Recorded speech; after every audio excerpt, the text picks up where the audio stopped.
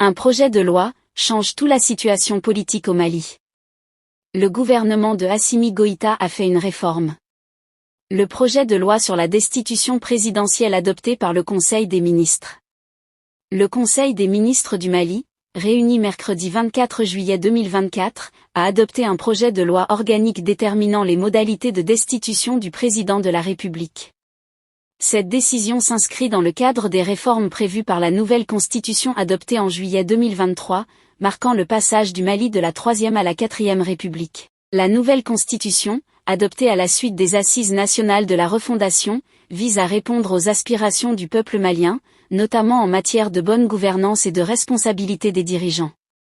L'article 73 de cette constitution stipule: la responsabilité du président de la République peut être engagée pour des faits qualifiés de haute trahison.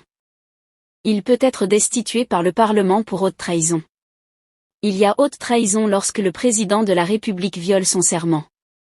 Avant cette réforme, la procédure de destitution du président pour haute trahison était enclenchée par la Haute Cour de justice, composée de parlementaires. Dans la nouvelle constitution, la Haute Cour de justice n'est plus mentionnée, transférant ainsi cette prérogative directement au Parlement. Le projet de loi adopté ce mercredi précise les modalités de cette procédure. Il prévoit que la destitution du président peut être déclenchée lorsqu'il pose des actes manifestement incompatibles avec l'exercice de ses fonctions ou portant atteinte à la dignité de la fonction présidentielle. Cependant, une anomalie persiste dans cette démarche.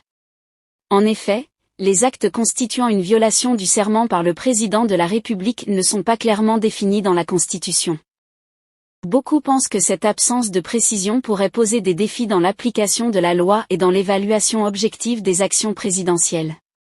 Assimi Goïta serait en train de faire cela pour le développement du Mali. Chers abonnés, que pensez-vous de cette situation? Laissez votre avis en commentaire. Si ça vous a plu, n'hésitez pas à vous abonner et à cliquer sur la cloche de notification pour ne pas rater mes prochaines vidéos.